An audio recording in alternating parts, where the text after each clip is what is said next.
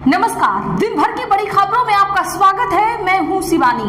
आज की खबरों में बात होगी अब ज्ञानेश की खुलेगी पोल, ईवीएम वीवीपैट की जांच, ममता की सीट पर हाईकोर्ट का एक्शन, क्या शुभेंदु देंगे इस्तीफा की, और सरकार पापी है, अनुराधाचार्य ने दिखाई हिम्मत, बैकफुट पर भाजपा सरकार की। वहीं कॉकरोच से बौखलाए धर्मेंद्र प्रधान, सीजेपी पर अभद्र भाषा, दीपके ने भेजा डायपर की, साथ ही कितनों की जान लेकर मानेगी योगी सरकार।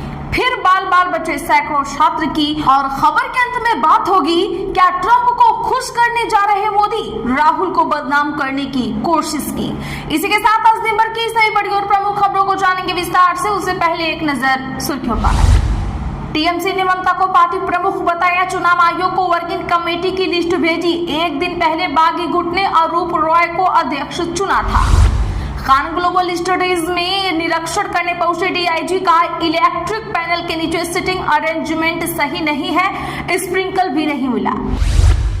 भाजपा सरकार के खिलाफ सड़क पर एबीवीपी कार्यकर्ताओं की नारेबाजी, कहा एमएलबी गर्ल्स कॉलेज के पास से शराब दुकान हटाएं। केंद्रीय मंत्री जॉर्ज कुरियन का इस्तीफा, 21 जून को राज्यसभा कार्यकाल हुआ था खत्म, भाजपा ने दोबारा उम्मीदवार नहीं बनाया।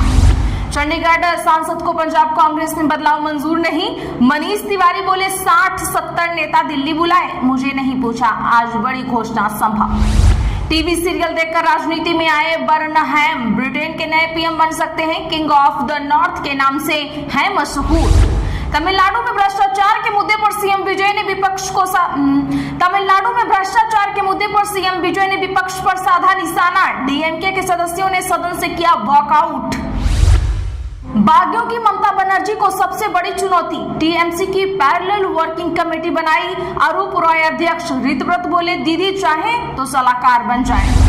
दावा, उद्धव के साथ में सांसद भी शिंदे गुट में आना चाहते थे, शिवसेना नेता बोले मंत्री पद चाहते थे, बात नहीं बनी, ठाकरे के बगल में बैठते हैं। ट्रंप की धमकी से ईरान नाराज, अमेरिका से बातचीत रोकी, कहा दबाव में बात नहीं करेंगे, अमेरिकी अधिकारियों के साथ हाथ भी नहीं मिलाया।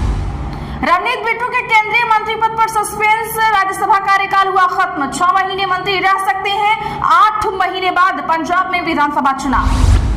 केरल विधानसभा में विपक्ष का हंगामा, शराब टैक्स के मुद्दे पर सीपीआईएम विधायकों ने किया वॉकआउट। महाराष्ट्र में अन्ना हजारे का सरकार को अल्टीमेटम, बोले आरटीआई नियमों को वापस नहीं लिए तो करूंगा अनशन। शिंदे के हाथों खुद को बेच दिया, उद्धव के विधायकों ने बागी सांसदों पर लगाए कई आरोप। भरत तिवारी एनकाउंटर में बैकफुट पर आई सरकार, एसडीपीओ एसएचओ और पुलिस कर्मियों पर 7वें दिन मारने की एफआईआर, मां ने कहा था बेटे को घेर कर गोली मारी। लखनऊ अग्निकांड में बेटे का शव देखकर पिता बेहोश, बहन चीख चीख कर रोई, कई लोगों ने घर पर आखिरी कॉल किया। बीजिंग के साथ रिश्ते मजबूत करने की कवायद तेज, चीन में भारत के राजदूत दोराई स्वामी ने आर्मी चीफ से की मुलाकात। पुणे में सोनम रघुवंशी जैसा केस, बिजनेसमैन की बेटी ने प्रेमी के साथ मिलकर मंगेतर को 400 फीट गहरी खाई में फेंका, नवंबर में थी शादी। गुजरात में आप विधायक पत्नी समेत 9 को 7-7 साल की जेल, वन्य कर्मियों से मारपीट वसूली के मामले में मिली सजा, 96,000 रुपए का है मामला। राम मंदिर चढ़ावा चोरी की रिपोर्ट एसआईटी ने सरकार को सौंपी, 20 पेज की रिपोर्ट में एफआईआर और ट्रस्ट को दोबारा गठित करने की सिफारिश। बागियों पर ममता का एक्शन, अरूप रॉय, फिरहाद हकीम समेत 8 निष्कासित। टीएमसी के 3 बैंक खातों की साइबर पुलिस जांच शुरू, 5 साल के लेन देन पर है नजर। चले जानते हैं बड़ी और प्रमुख खबरों को विस्तार से। उससे पहले वीडियो को लाइक करें, साथ ही आपसे रिक्वेस्ट खबरों को आखिर तक जरूर देखें। ममता जो सीट हारी, वहां ईवीएम वीवीपैट सुरक्षित रखने का आदेश, हाईकोर्ट बोला जरूरत पड़ने पर होगी जांच। दरअसल दोस्तों बता दें कि कलकत्ता हाईकोर्ट ने आज पश्चिम बंगाल की भवानीपुर विधानसभा सीट की मतगणना से जुड़े सभी अहम सबूत सुरक्षित रखने का आदेश दिया। अदालत ने रिजल्ट में गड़बड़ी के आरोपों पर सुनवाई करते हुए कहा कि ईवीएम, वीवीपैट, सीसीटीवी फुटेज और अन्य संबंधित रिकॉर्ड सुरक्षित रखे जाएं। जस्टिस गौरांग कांत अदालत ने मतगणना केंद्र बने शेखावटी मेमोरियल स्कूल के अंदर और बाहर लगे सभी सीसीटीवी कैमरों की फुटेज सुरक्षित रखने का निर्देश दिया। कोर्ट ने कहा, जरूरत पड़ने पर इन सभी साक्ष्यों की जांच होगी। अदालत की अनुमति के बिना इन्हें ना तो मिटाया जाएगा, ना बदला जाएगा, ना नष्ट किया जाएगा और ना ही इनके साथ किसी तरह की छेड़छाड़ की जाएगी। अदालत ने मामले में सभी संबंधित पक्षों को शामिल करने के आदेश दिए हैं। इसके तहत शुभेंदु अधिकारी, उनके सलाहकार सुब्रत गुप्ता और सुनील अग्रवाल को पक्षकार बनाया जाएगा। भवानीपुर सीट पर शुभेंदु अधिकारी ने पूर्व मुख्यमंत्री ममता बनर्जी को 15,105 वोटों से हराया था। धर्मेंद्र प्रधान बोले, कॉकरोच जनता पार्टी दहशतगर्दों की बी टीम। दीपके बोले, एक डायपर लाएं। दरअसल केंद्रीय शिक्षा मंत्री धर्मेंद्र प्रधान ने आज कॉकरोच जनता पार्टी को दहशतगर्दों की बी टीम बताया है। एनडीटीवी को दिए एक इंटरव्यू में उन्होंने कहा, जिन्हें डेमोक्रेसी में रिजेक्ट कर दिया गया था वे भेष बदल कर आए हैं और अब सिस्टम के पीछे पड़े हैं। वे उन लोगों के लिए नारे लगाते हैं जो देश को बांटना चाहते हैं, उनकी पहचान हो गई है। दरअसल सोशल मीडिया संगठन सीजेपी पिछले 4 दिन से दिल्ली के जंतर मंतर पर नीट पेपर लीक के विरोध में प्रदर्शन हो रहा है। फाउंडर अभिजीत दीपके ने शिक्षा मंत्री धर्मेंद्र प्रधान के इस्तीफे की मांग की है। वहीं प्रदर्शन के बीच कॉकरोच जनता पार्टी ने एक अनोखे डायपर डोनेशन ड्राइव का ऐलान किया है। सीजेपी ने सोशल मीडिया प्लेटफॉर्म एक्स पर इसका ऐलान किया है। इसमें विरोध प्रदर्शन में शामिल होने वाले लोगों से अपने साथ एक डायपर लाने के लिए कहा गया है, जिसमें वह धर्मेंद्र प्रधान के इस्तीफे की मांग लिखें। इस अभियान का नाम diaper a day keeps leaks away रखा गया है। सीजेपी ने कहा, एक डायपर लाइन, उसमें धर्मेंद्र प्रधान की इस्तीफे की मांग लिखें और हम यह सुनिश्चित करेंगे कि यह शिक्षा मंत्री तक पहुंचे। उन्होंने पोस्ट में कहा कि यह ड्राइव शाम 6 बजे से शुरू हो रही है। कांग्रेस की पीएम मोदी को सलाह, ट्रंप को खुश करना बंद करें। राहुल को बदनाम करने की बीजेपी की साजिश। जी हां, बता दें कि कांग्रेस और भाजपा के बीच गेट निकोबार प्रोजेक्ट को लेकर चल रही राजनीतिक जंग अब राहुल गांधी की स्कूबा डाइविंग तक पहुंच चुकी है। केंद्रीय मंत्री किरेन रिजिजू ने दावा किया है कि राहुल गांधी की अंडमान में की गई स्कूबा डाइविंग पर 26 करोड़ रुपए खर्च किए गए थे।